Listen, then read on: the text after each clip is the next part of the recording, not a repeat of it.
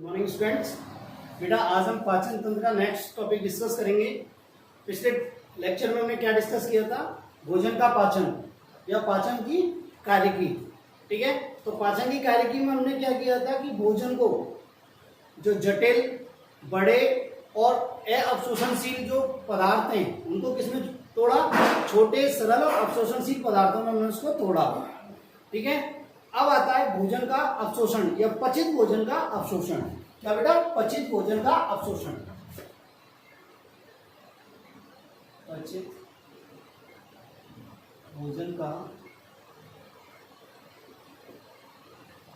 अवशोषण। देखो ना, पचित भोजन के अवशोषण से क्या मतलब है? देखो, ये हमारी आहार नाल है। ये हमारी क्या है? आहार नाल। ठीक है बेटा, और इस आहार नाल से भोजन को, यहां जो भोजन है इसको किसमें पहुंचना है? ब्लड में। किसमें पहुंचना है बेटा? रक्त में। ये रक्त वाहिनी है। ये क्या है बेटा? रक्त वाहिनी। और ये क्या है? आहार नाल।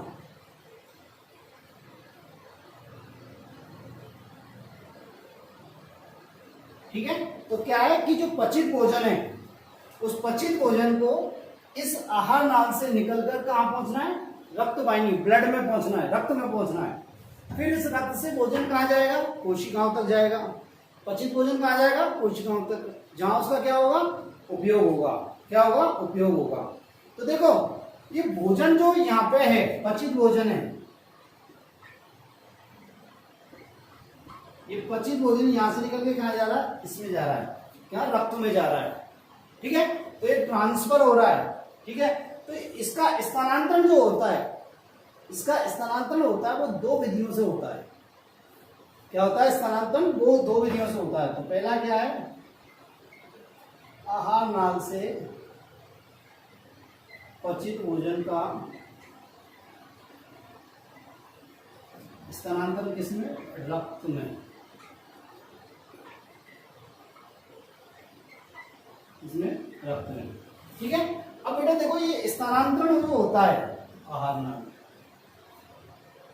जो स्थानांतरण होता है दो विधियों द्वारा होता है। ठीक है, एक तो होता है सक्रिय विधि द्वारा और एक होता है निष्क्रिय विधि द्वारा।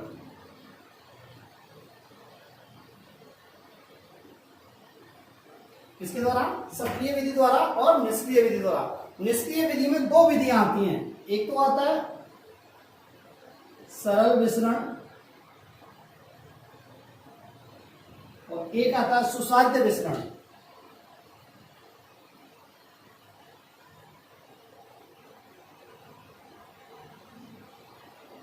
क्या था बेटा? सुसाध्य विसरण।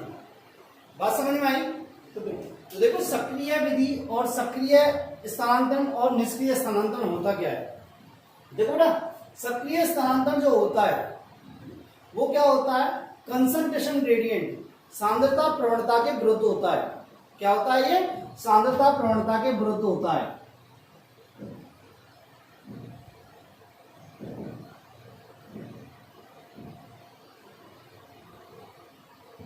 और ये क्या होता है? सांद्रता प्रवणता के अनुरूप होता है।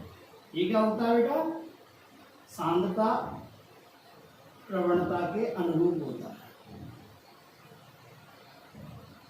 ठीक है, अब देखो, सांद्रता प्रवणता क्या है? प्रवणता मीन्स होता है डिफरेंस, अंतर। ठीक है, देखो ये दो स्थान है ए और बी। ये दो स्थान है ए और बी। उधर समझा लेते हैं। देखो, ये दो स्थान है ए और बी। ठीक है, अब देखो यहां पे किसी भी पदार्थ के अणुओं की सांद्रता, यहां पदार्थ के अणुओं की सांद्रता क्या है? अधिक है। मान लो कोई भी पदार्थ के अणु में, मान लो यहां तो है 300 अणु है और यहां पदार्थ के अणुओं की सांद्रता क्या है? कम है। मान लो यहां है 150। बात समझ में आई? तो यहां सांद्रता क्या है? अधिक है और यहां सांद्रता क्या है? कम। ठीक है, तो क्या होगा? निष्क्रिय विसरण में क्या होगा कि पदार्थ अधिक सांद्रता से और कम सांद्रता की ओर ट्रांसफर होंगे। ठीक है, तो जब अधिक से कम की ओर ट्रांसफर होंगे तो इसमें कोई भी ऊर्जा की आवश्यकता नहीं होगी। क्या नहीं होगी? ऊर्जा की आवश्यकता नहीं होगी। तो इसे बोलते हैं हम सांख्यिकी प्रवणता के अनुरूप स्थानांतरण।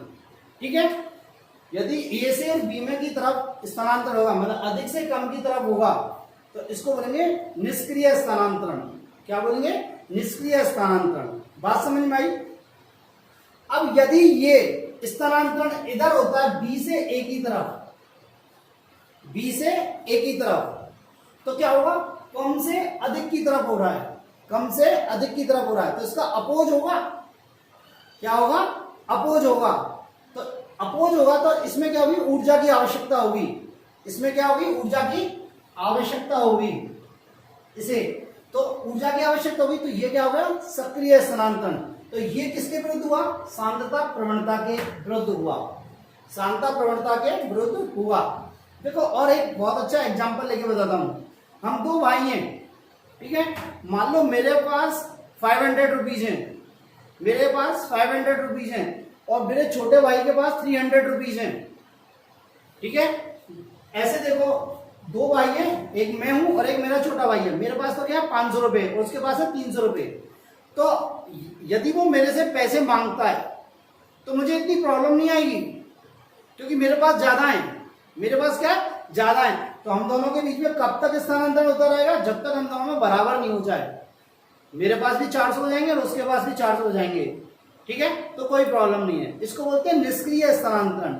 अब क्या होता है? यदि मैं उस पर 300 है, मेरे पास 500 और मैं उससे पैसे मांगूंगी, भाई तू मुझे पैसे दे, तो उसको प्रॉब्लम होगी ना।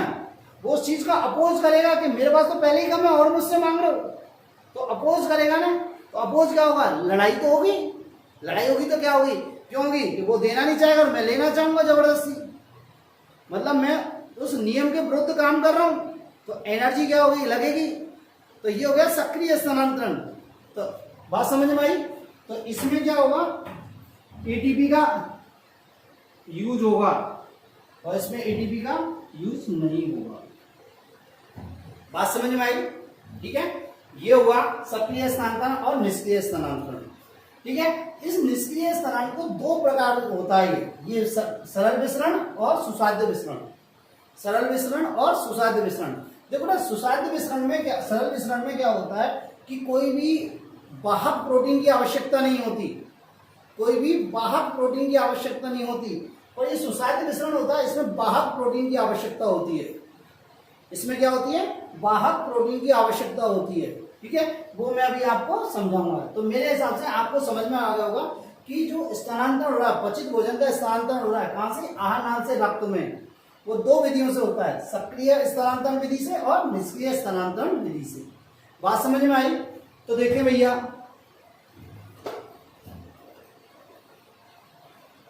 आगे देखें। देखो स्थानांतरण कैसे कैसे होता है। एक्चुअली पचित भोजन, जब भोजन का पाचन हुआ तो हमें कार्बोहाइड्रेट से क्या मिला?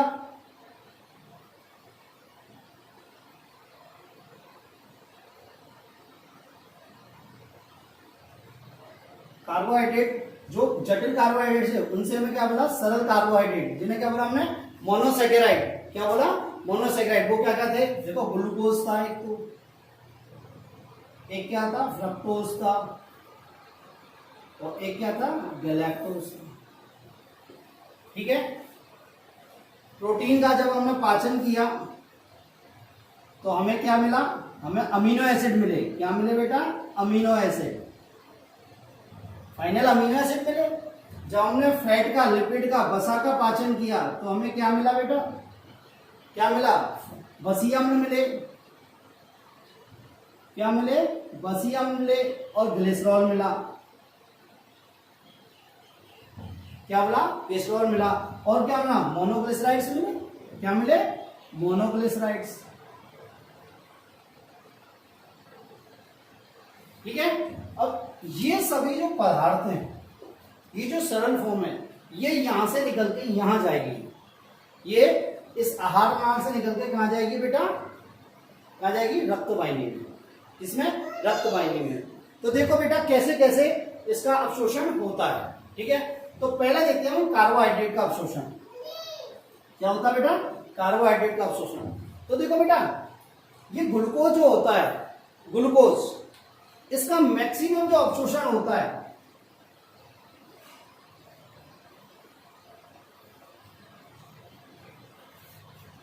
इस ग्लूकोज का मैक्सिमम जो अवशोषण होता है,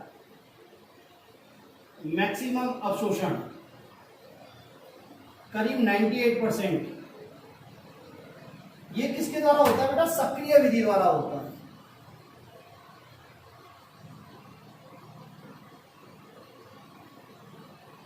क्या होता है बेटा? सक्रिय विधि द्वारा होता है। 98% ग्लूकोज का अवशोषण किसके द्वारा होता है? सक्रिय विधि द्वारा होता है। ठीक है बेटा, बात समझ आई? तो इसके लिए क्या आवश्यकता है? एटीपी की आवश्यकता होती है। किसकी आवश्यकता होती है? एटीपी की आवश्यकता कुछ मात्रा में,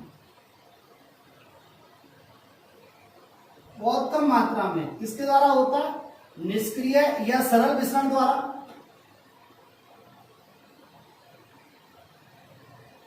किसके द्वारा बेटा? सरल विसरण द्वारा और सुसाध्य विसरण द्वारा।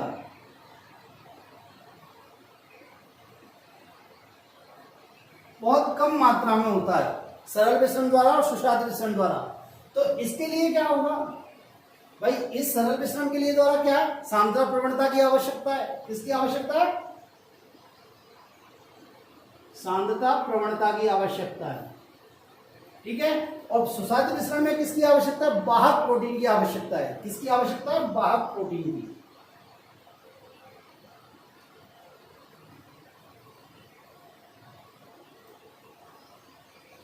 क्या बेटा? वाहक प्रोटीन की आवश्यकता है। ठीक है, नेक्स्ट आता है फ्रक्टोज। नेक्स्ट आता है बेटा फ्रक्टोज। देखो, फ्रक्टोज का जो अवशोषण होता है, फ्रक्टोज का जो अवशोषण होता है वो सुसाध्य विसरण द्वारा होता है। किसके द्वारा? सुसाध्य विसरण द्वारा। ठीक है बेटा, इसके लिए वाहक प्रोटीन की आवश्यकता होती है।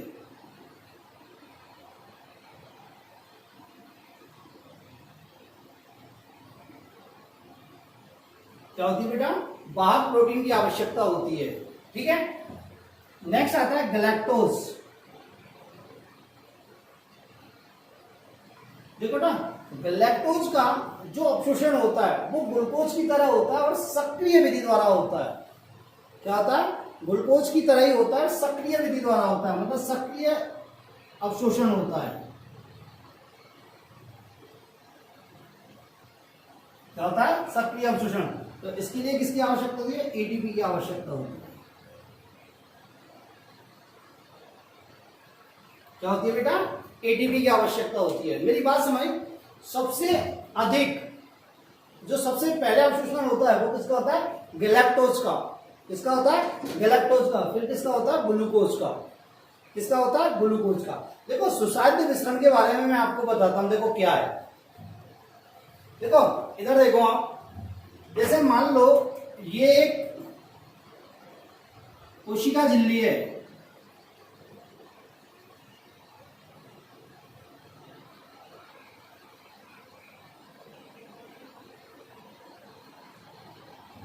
ये कोशिका झिल्ली है। बात समझ में आई? कहने का मतलब ये कि जैसे ये आहार नाल है, ये आहार नाल है, और ये क्या है? रक्तवाहिनी। ये क्या है? रक्तवाहिनी। तो ये वाली जो वॉल है इसकी, उसकी कोशिका की ये क्या? सेल मेम्ब्रेन है, कोशिका झिल्ली है। ठीक है, तो देखो बेटा, इस कोशिका झिल्ली पर क्या पाई जाती है? बाह्य प्रोटीन पाई जाती है। क्या पाई जाती है? बाह्य प्रोटीन। दो तरह की प्रोटीन पाई जाती है, बाह्य प्रोटीन और आंतरिक प्रोटीन। बाह्य प्रोटीन और आंतरिक प्रोटीन। ठीक है, मतलब ये बाह्य प्रोटीन है, ये किसका कार्य करती है? वाहक प्रोटीन का कार्य करती है। ये किसका कार्य करती है? वाहक प्रोटीन का। ठीक है, तो क्या होता है, जो ये फ्रक्टोज है, ये फ्रक्टोज है, ये क्या करता है? इस वाहक प्रोटीन से जुड़ जाता है। ये फ्रक्टोज क्या करता है? इस वाहक प्रोटीन से जुड़ जाता है, और फिर क्या होता है? ये वाहक प्रोटीन इस प्रकार मूवमेंट करती है। ये वाहक प्रोटीन क्या करती है? इस प्रकार मूवमेंट करती हुई कहां जाती है? दूसरी साइड आ जाती है।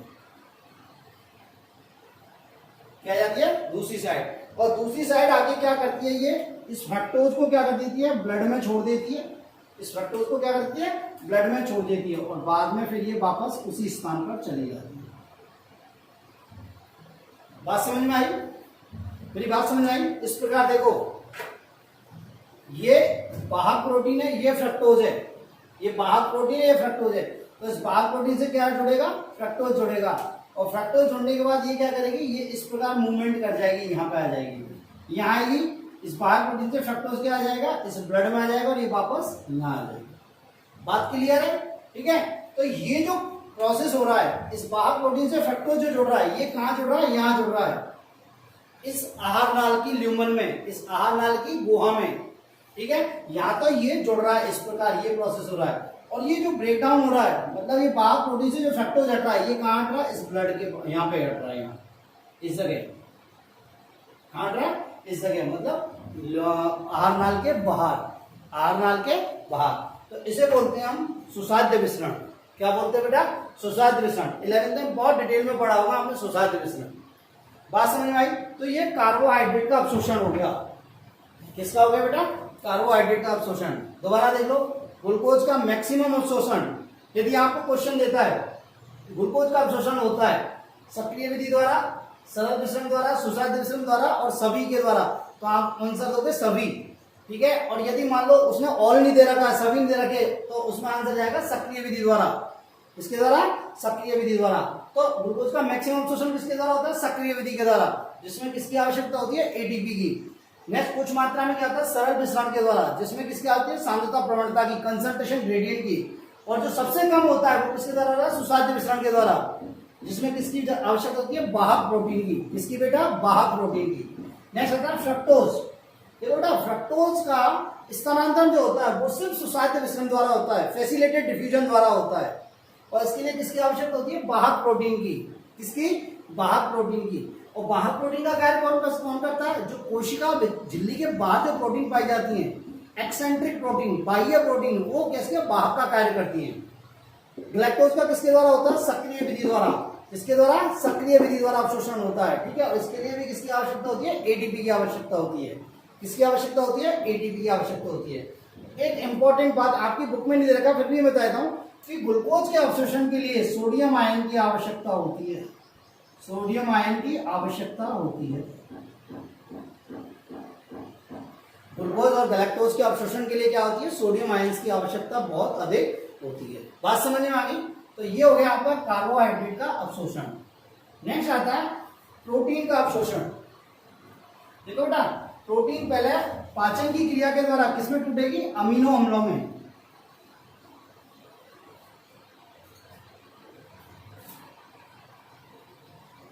प्रोटीन पाचन के द्वारा किसमें टूटेगा, अमीनो अम्लों में।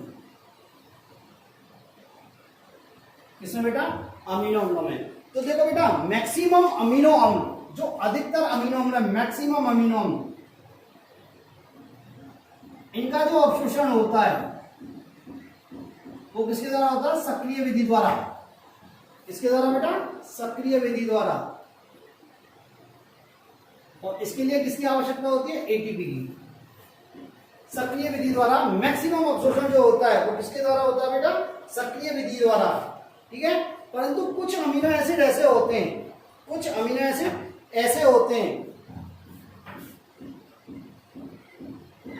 कुछ अमीनो एसिड ऐसे होते हैं जिनका जो अवशोषण होता है, जिनका जो अवशोषण होता है वो किसके द्वारा, सुसाध्य विसरण के द्वारा होता है। किसके द्वारा, सुसाध्य विसरण के द्वारा।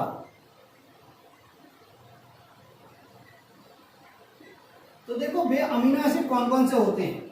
एक तो होता है फिनाइल एलानिन।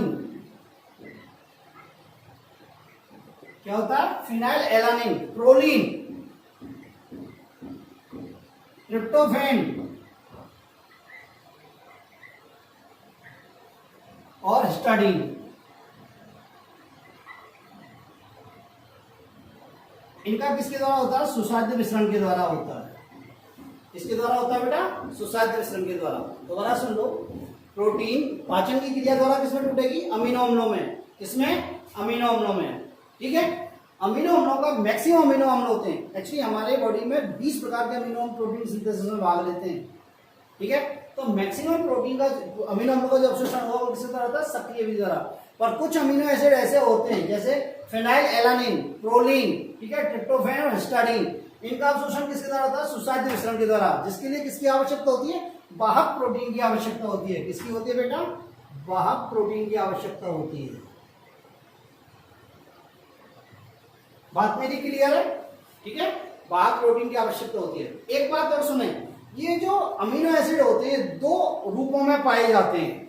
ये अमीनो एसिड दो फॉर्म में पाए जाते हैं। एक तो पाए जाते हैं एल फॉर्म में, एल रूप में, और एक पाए जाते हैं डी रूप में। ये एल रूप होता है ना, जो प्रकृति में जो अमीनो एसिड पाए जाते हैं वो किस रूप में पाए जाते हैं? एल रूप में। किसमें पाए जाते हैं? एल रूप में। और इनका अवशोषण जो होता है वो सक्रिय विधि द्वारा होता है।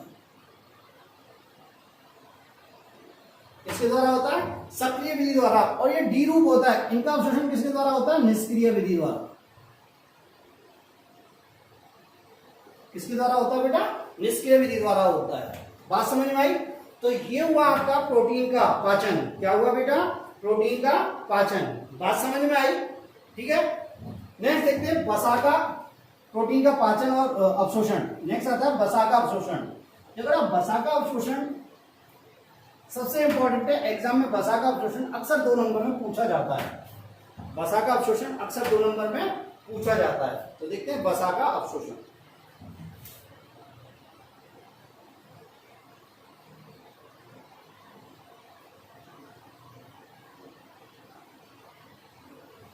क्या बेटा? वसा का अवशोषण। तो देखो बेटा क्या होता है कि जो लिपिड होती है, लिपिड लिपिड लिपिड मीन्स वसा, इसको lipase enzyme, pancreatic lipase, pancreatic lipase, ये वसा कौन से? एमल्सिफाइड वसा है, पाइसीकृत वसा है। इस वसा को लाइपेज एंजाइम किसमें बदल देता है? 2 वसीय अम्ल और एक मोनोग्लिसराइड।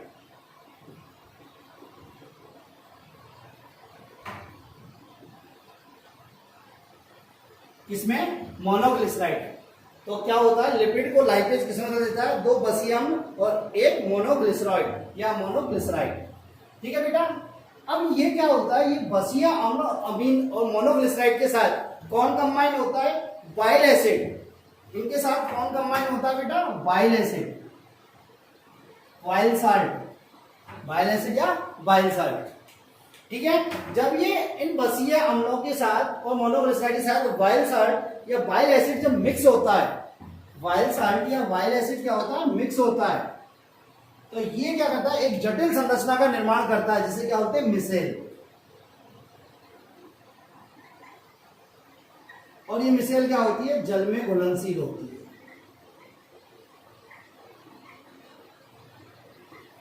क्या होती है बेटा?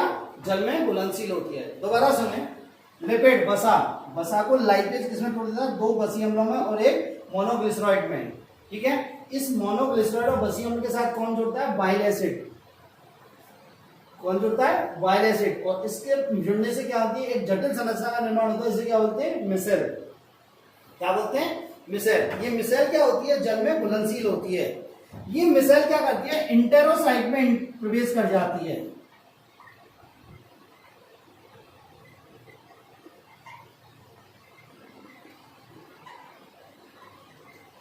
किसमें बेटा? इंटेरोसाइट में ये क्या कर जाती है? प्रवेश कर जाती है। और इंटेरोसाइट में प्रवेश करने के बाद ये फिर ब्रेक डाउन हो जाता है। सब जो मिसेल है ये टूट जाती है। तो मिसेल टूट जाती है तो हमें क्या मिलता है? 2 वसीय अम्ल, 1 मोनोग्लिसराइड। क्या मिलता है हमें? वसीय अम्ल और 2 मोनोग्लिसराइड्स। ठीक है, ये फिर दोनों कंबाइन होके क्या बनाते हैं? ट्राइग्लिसराइड। क्या बनाते हैं बेटा? ट्राइग्लिसराइड। ठीक है, किसमें? इंटेरोसाइट में। अब ये ट्राइग्लिसराइड किसके साथ कंबाइन होता है? प्रोटीन के साथ। किसके साथ कंबाइन होता है? प्रोटीन के साथ। तो ये किसके साथ कंबाइन होता है? प्रोटीन के साथ। और क्या बनाता है? काइलोमाइक्रोन। क्या बनाता है? माइक्रोन।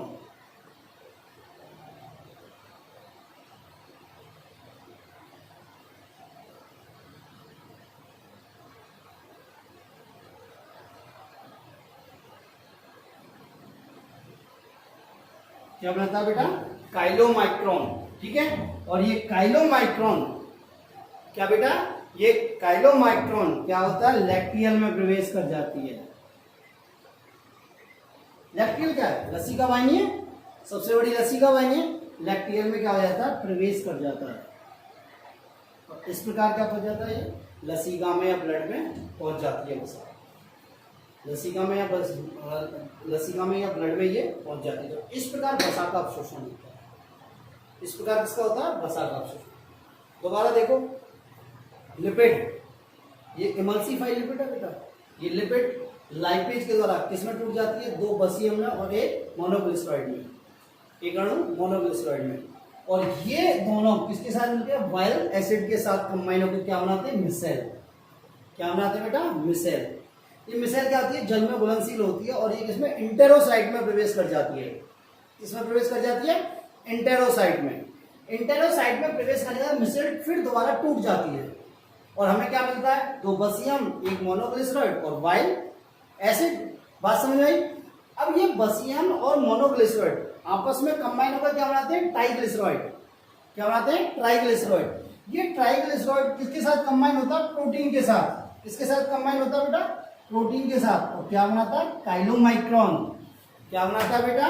काइलोमाइक्रोन। और ये काइलोमाइक्रोन क्या होता है? ये किसमें प्रवेश कर जाता है? लैक्टियल में, जो कि क्या सबसे बड़ी क्षुद्रांत को जो सप्लाई करती है ब्लड की और लसिका की। लसिका जो लसिका का सप्लाई करती है, सबसे बड़ी लसिका वाहिनी है क्षुद्रांत की। तो इसमें क्या कर जाता है? ये प्रवेश कर जाता है काइलोमाइक्रोन।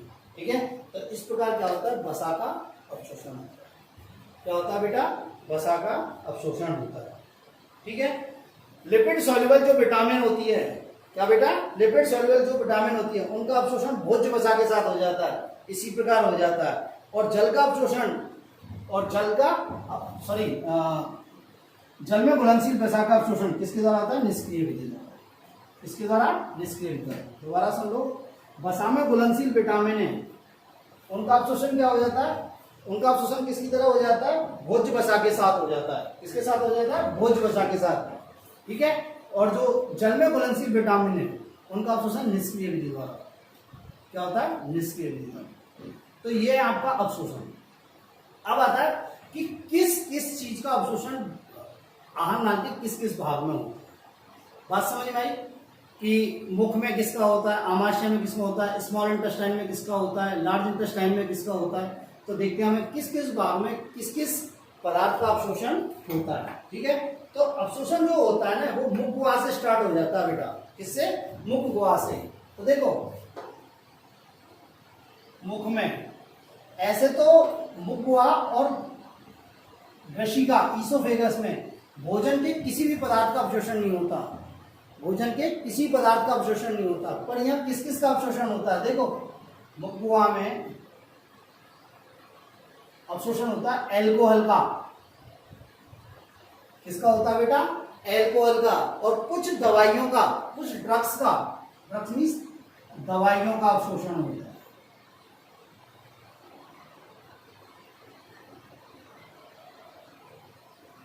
कुछ दवाइयों का अवशोषण होता है। देखो कौन सी दवाइयों का अवशोषण होता है? वे दवाइयां जो लिपिड में अधिक सॉल्युबल होती हैं, अधिक घुलनशील होती हैं। वे दवाइयां जो लिपिड में अधिक घुलनशील होती हैं उनका अवशोषण किसमें हो जाता है? मुख गुहा में। जैसे कभी कभी एंजाइना पेक्टोरिस जब होता है तो नाइट्रोग्लिसरीन की टैबलेट ली जाती है, तो वो क्या होती है? जीभ के नीचे रख देते हैं और वो क्या हो जाती है? वहीं से ही अवशोषित हो जाती है। बात समझ में आई? नेक्स्ट आता है आमाशय में। देखो ना, आमाशय में किसका अवशोषण होता है? आमाशय में सबसे ज्यादा एल्कोहल का अवशोषण होता है। एल्कोहल का मैक्सिमम अवशोषण कहा जाता है? आमाशय में हो जाता है। किसमें हो जाता है? आमाशय में। और किसका होता है? देखो बेटा ग्लूकोज का अवशोषण भी होता है। क्या होता है? ग्लूकोज का अवशोषण होता है, वाटर का अवशोषण भी होता है और कुछ लवणों का भी अवशोषण क्या होता है? आमाशय में होता है। बात समझिए, आमाशय में मैक्सिमम अवशोषण किसका होता है? एल्कोहल का। ठीक है, एल्कोहल का आमाशय में ही अवशोषण हो जाता है। मैंने बताया था एल्कोहल आमाशय में सिर्फ 15 मिनट रुकता है और अवशोषित हो जाता है।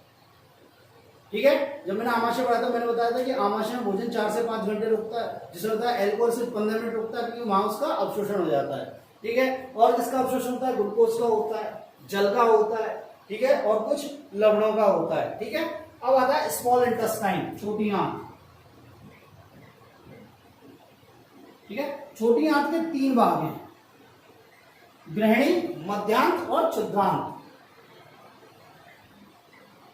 ग्रहणी, मध्यांत और क्षुद्रांत। देखो ना, ग्रहणी में जो अवशोषण होता है वो किसका होता है? आयरन का होता है, कैल्शियम का होता है और अमीनो एसिड का होता है। क्या होता है बेटा? आयरन का होता है, कैल्शियम का होता है और किसका होता है? अमीनो एसिड का होता है। किसका होता है बेटा? अमीनो एसिड का होता है। होने को तो ग्रहणी में सबसे अधिक क्या होता है? पाचन होता है। क्या होता है? पाचन होता है, पर यहाँ इनका अवशोषण भी होता है। नेक्स्ट आता है मध्यांत, जेजुनम। यहां क्या होता है? सबसे अधिक अवशोषण होता है। यहां क्या होता है बेटा? सबसे अधिक अवशोषण होता है, क्योंकि यहां सबसे ज्यादा क्या पाए जाते हैं?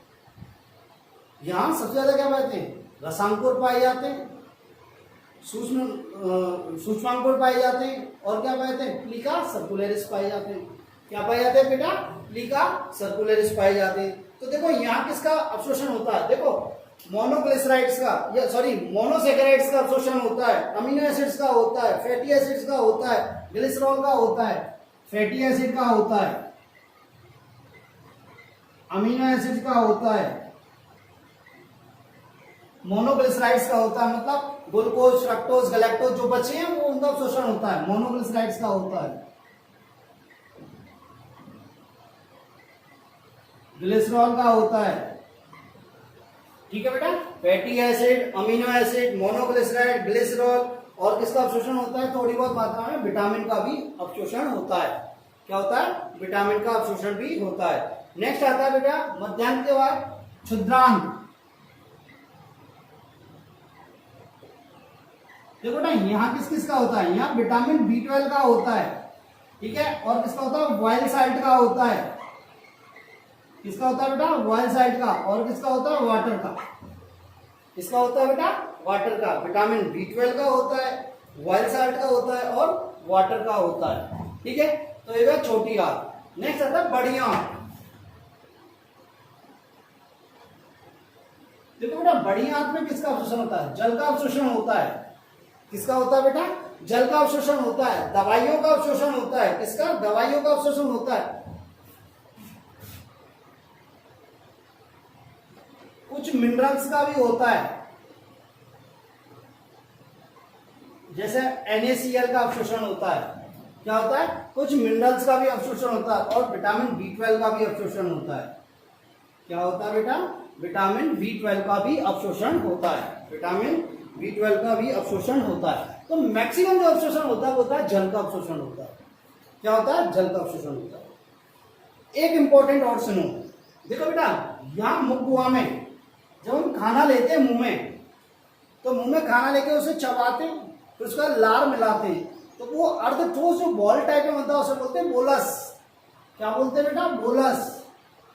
और हिंदी में बोलते हैं घास। ठीक है, स्टोमक में उसे, आमाशय में उसे क्या बोलते हैं? काइम। क्या बोलते हैं बेटा? काइम। और स्मॉल इंटेस्टाइन में क्या बोलते हैं उसे? काइल। क्या बोलते हैं बेटा? काइल। मेरी बात समझ नहीं? यहां भोजन को क्या बोलते हैं? बोलस। यहां क्या बोलते हैं? काइम। और यहां क्या बोलते हैं? काइल। बात मेरी समझ आई? तो ये हुआ आपका भोजन का अवशोषण, पचित भोजन का अवशोषण। बात क्लियर है? नेक्स्ट आता है स्वांगीकरण, एसिमिलेशन। क्या था बेटा? स्वांगीकरण, एसिमिलेशन। ठीक है, तो देखो स्वांगीकरण क्या होता है। देखो बेटा, एक चीज और बता दूं, छोटी आंत में सबसे अधिक अवशोषण क्यों होता है? क्योंकि वहां पे क्या पाए जाते हैं? सूक्ष्मांकुर, रसांकुर, ठीक है, प्लीका सर्कुलरिस। तो ये क्या करते हैं? अवशोषण की सतह को 100 गुना तक बढ़ा देते हैं। अवशोषण की सतह को क्या बना देते हैं? 100 गुना बढ़ा देते हैं। इसलिए क्या होता है? यहाँ पर अवशोषण सबसे अधिक होता है। ठीक है, नेक्स्ट आता है स्वांगीकरण। क्या आता है बेटा? स्वांगीकरण।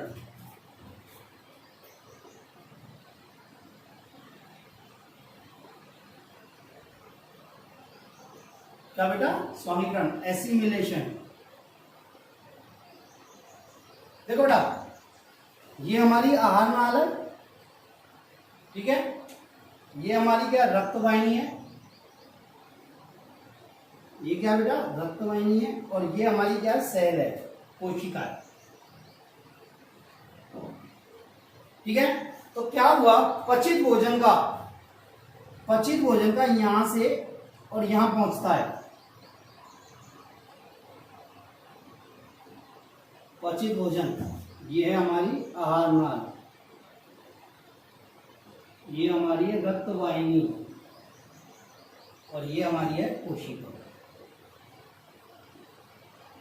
क्या बेटा, पचित भोजन आहार नाल से कहां पहुंचता है, रक्त में, और रक्त के द्वारा कहां पहुंचता है, कोशिका में। किसमें, कोशिका में। जब एक कोशिका में पचित भोजन पहुंचता है तो कोशिका क्या करती है, इस पचित भोजन को अपने कार्य के लिए, अपनी कोशिकाओं की क्रियाविधि के लिए उपयोग में कर लेती है, या अपनी विभिन्न क्रियाओं के लिए उपयोग में कर लेती है, इस भोजन का विभिन्न क्रियाओं में उपयोग कर लेती है।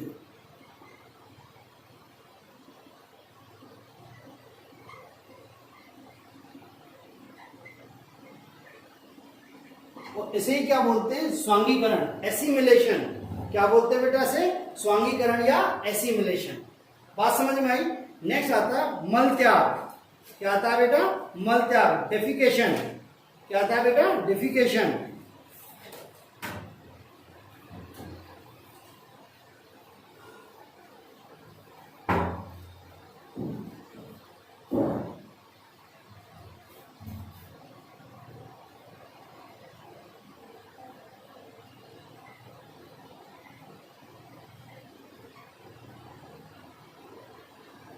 मल त्याग, डिफिकेशन, ठीक है। देखो मल त्याग क्या होता है, पहले सुनो मल क्या होता है। देखो बेटा, ये हमारी स्मॉल इंटेस्टाइन से भोजन लार्ज इंटेस्टाइन में आया, भोजन, यहां देख लो, भोजन छोटी आंत से कहां आया, बड़ी आंत में, ठीक है। तो ये जो भोजन छोटी आंत से बड़ी आंत में आया, ये भोजन कैसा है बेटा, ये अपचित भोजन है। कैसा है, अपचित भोजन का अवशोषणशील भोजन है। तो ये भोजन है, ये कैसा है, अपचित एवं अवशोषणशील।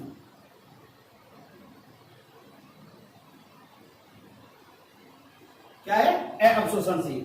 तो देखो बड़ी आंत में इसमें से क्या होता है, इसमें से क्या होता है कि भोजन, जल का अवशोषण कर लिया जाता है।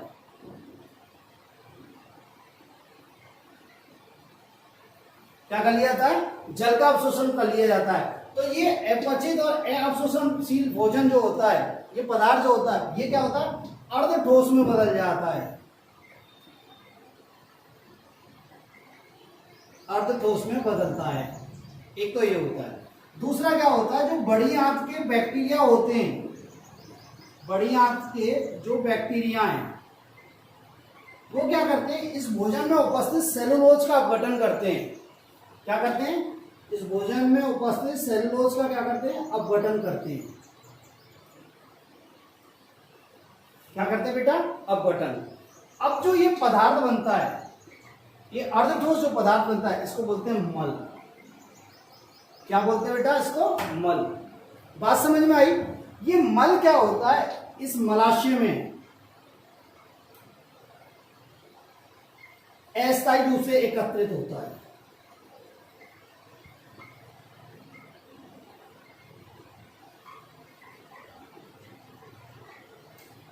क्या होता है बेटा, ये मल इस मलाशय में क्या होता है, अस्थायी रूप से क्या हो जाता है, एकत्रित हो जाता है। बात क्लियर है मेरी बात। अब क्या होता है, जैसे मलाशय में जब ये मल एकत्रित होता है तो मल त्यागने की इच्छा जागृत होती है हमारी। कैसे, क्या होता है कि मल त्यागने की प्रक्रिया जो होती है, मल त्यागने की जो प्रक्रिया होती है, वो न्यूरोनल रिफ्लेक्स। क्या बेटा, न्यूरोनल रिफ्लेक्स, तंत्रिका प्रतिवर्ती, क्या, तंत्रिका प्रतिवर्ती क्रिया होती है। क्या होती है, तंत्रिका प्रतिवर्ती क्रिया। दूसरी तरह समझो, जब ये मलाशय में भर जाता है, तो क्या होता है, तंत्रिका प्रतिवर्ती क्रिया होती है।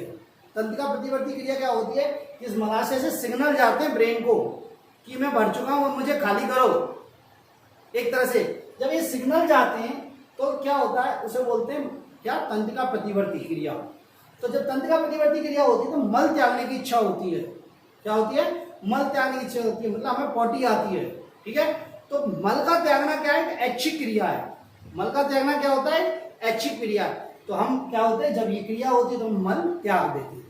क्या कर देते हैं, मल त्याग देते हैं। मल त्यागने की क्रिया कैसी है, ऐच्छिक क्रिया है। ये क्या है बेटा, ऐच्छिक क्रिया है।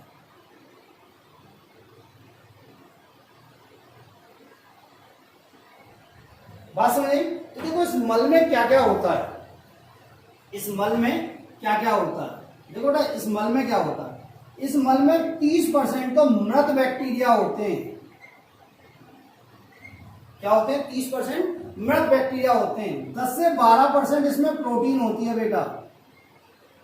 क्या होती है बेटा, 10 से 12% इसमें क्या होती है, सॉरी 10 से 12% इसमें फैट होती है, वसा होती है। 2 से 4% इसमें क्या होती है, प्रोटीन होती है।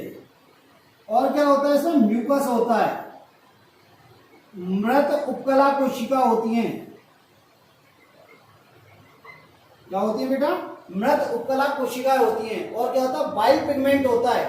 क्या होता है बेटा, बाइल पिगमेंट, बाइल वर्णक होता है, पित्त वर्णक होता है। इसमें क्या होता है बेटा, इसमें पित्त वर्णक होता है। ठीक है, तो ये सारी चीजें होती हैं। बात समझ में आई। अब देखो इस मल में, इस मल का जो रंग होता है, इस मल का रंग कैसा होता है, येलो कलर का होता है। किसका होता है, येलो कलर का होता है। और वो किसके कारण होता है, स्कर्टोब्लीन के कारण होता है। किसके कारण होता है, स्टर्कोबिलिन के कारण होता है। ये स्टर्कोबिलिन क्या होता है, ये क्या करता है, बिलिरुबिन के टूटने से बनता है। इसके बिलिरुबिन के टूटने से बनता है।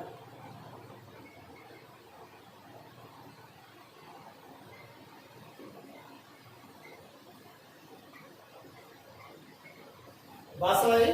मल का जो रंग होता है वो किसके कारण होता है, स्टर्कोबिलिन के कारण होता है। किसके कारण होता है बेटा, स्टर्कोबिलिन के कारण होता है। स्टर्कोबिलिन किसके कारण बनता है, बिलिरुबिन के अपघटन से या बिलिरुबिन के टूटने से बनता है। ठीक है, और इस मल में जो दुर्गंध आती है, ठीक है, इस मल में जो दुर्गंध आती है वो किसके कारण आती है, देखो indole, H2S, ammonia, CH4, methane. किसके कारण, इंडोल, अमोनिया, मिथेन। ठीक है, और स्केटॉल। क्या बेटा, स्केटॉल, स्केटॉल के कारण इसमें क्या होती है, दुर्गंध आती है। स्केटॉल के कारण क्या आती है बेटा, इसमें दुर्गंध आती है। बात समझ में आई। ठीक है, तो दोबारा सुन लो, मल त्यागने की क्रिया। छोटी आंत से जब भोजन बड़ी आंत में आता है, तो बड़ी आंत में जब भोजन आता है तो कहता है अपचित और अवशोषणशील होता है। क्या होता है, अवशोषणशील होता है। अवशोषणशील है बेटा, क्या ये अवशोषणशील होता है। तो अवशोषणशील से बड़ी आंत में क्या होता है, भोजन का पाचन, भोजन में से क्या, इस अपचित भोजन में से जल का अवशोषण कर लिया जाता है, जिससे कि अर्ध ठोस में बदल जाता है। किस में बदल जाता है, अर्ध ठोस में। और क्या होता है, बड़ी आंत में जो बैक्टीरिया होते हैं वो क्या होते हैं, सेलुलोज का अपघटन कर देते हैं। तो जो ये अर्धठोस संरचना, मतलब अर्धठोस जो बनता है, इसको बोलते हैं मल। और ये मल क्या होता है, मलाशय में अस्थायी रूप से क्या होता है, स्टोर होता है। अस्थायी रूप से क्या होता है बेटा, ये स्टोर होता है। बात मेरी क्लियर है। अब क्या होता है, इस मल त्याग, हम दिन में 2 बार मल त्यागते हैं जनरली। ठीक है, तो क्या होता है, जैसे ये मल हमारे मलाशय में भर जाता है तो मलाशय से क्या, तंत्रिका प्रतिवर्ती, तंत्रिका मतलब रिफ्लेक्स जनरेट होते हैं। क्या होते हैं, रिफ्लेक्स, प्रतिवर्ती संकेत जाते हैं ब्रेन के लिए। और जिससे क्या होती है, मल त्यागने की क्रिया, मल त्यागने की इच्छा में जागृत होती है। ठीक है, मल त्यागना का एक ऐच्छिक क्रिया है। क्या है, ऐच्छिक क्रिया है। बात क्लियर है। ठीक है, तो इस मल में क्या होता है, 30% बैक्टीरिया होते हैं, 10 से 12% फैट होती है, 2 से 4% प्रोटीन होती है, म्यूकस होता है, मृत उपकला कोशिका होती है, और बाइल वर्णक होते हैं, बिलिरुबिन, बिलिरुबिन। इसमें जो इसका कलर होता है वो किसके कारण होता है, स्टर्कोबिलिन के कारण होता है। किसके कारण होता है, स्टर्कोबिलिन, जो किससे बनता है, बिलिरुबिन के अपघटन से। ठीक है, दुर्गंध जो आती है वो किसके आती है, इंडोल, H2S, अमोनिया, CH4 स्केटोल के कारण आती है। क्या किसके कारण आती है? स्केटोल के कारण आती है। देखो बेटा, एक वर्ड और बताता हूं, जो पूर्ण विकसित भ्रूण होता है, पूर्ण विकसित भ्रूण होता है, उसकी आहार नाम में क्या होता है? पीले रंग का पदार्थ भरा रहता, सॉरी हरे रंग का पदार्थ भरा रहता है। क्या होता है? हरे रंग का पदार्थ भरा रहता है, जैसे क्या बोलते हैं? मेकोनियम। क्या बोलते हैं? मेकोनियम।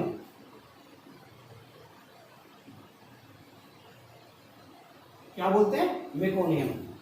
बात क्लियर है? ठीक है, तो ये हुई आपकी अवशोषण की क्रिया, भोजन का अवशोषण। ठीक है, नेक्स्ट आपके में डिजीज बचे हैं और विटामिन बचे हैं, वो हम नेक्स्ट लेक्चर में आप डिस्कस करेंगे। थैंक यू बेटा।